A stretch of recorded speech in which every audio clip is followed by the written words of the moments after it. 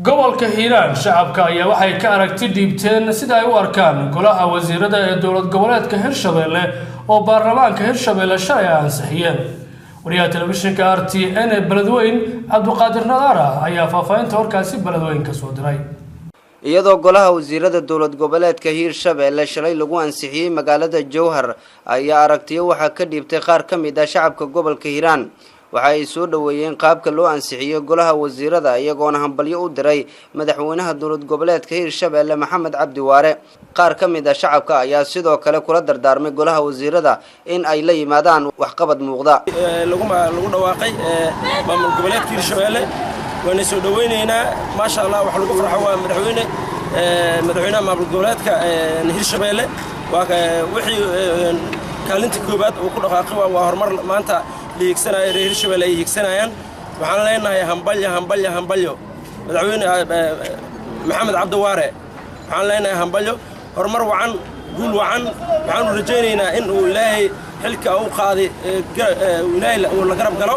shalay la ansixiyay oo ku faraxsanahay waana marka la yaro badan waxgarad badan aqoonyahan badan waayo aragnimo rag waayo arag u jiraan sida darteed waxaan kula dardaaran wasiiradaas waxaan kula dardaaran labada gobol shacabka jooga oo abaartu hayso oo dhibaatadu hayso inay ka dheedhiyaan oo wax u qabtaan oo sidii wasiiradii hore ay nagu shaqeeyeen. waa taageeraynaa wasiirada shalay la ansixiyay xildhibaanada ansixiyana waa ku taageeraynaa inay ansixiyaan wasiiradana waxaan ka codsanaynaa inay dalka wax u qabtaan ayna kuwii hore kale ayna noqon waxaan ka codsanaynaa inay dalka wax u qabtaan.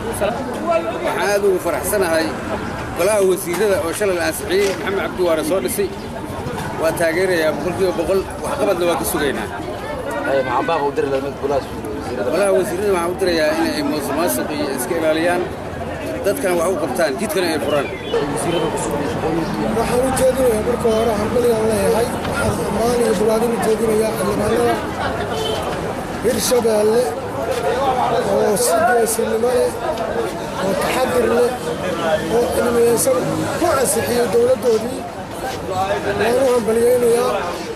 wasiiradana waxaan leenahay soo dhowaada shaqadiinala qabsada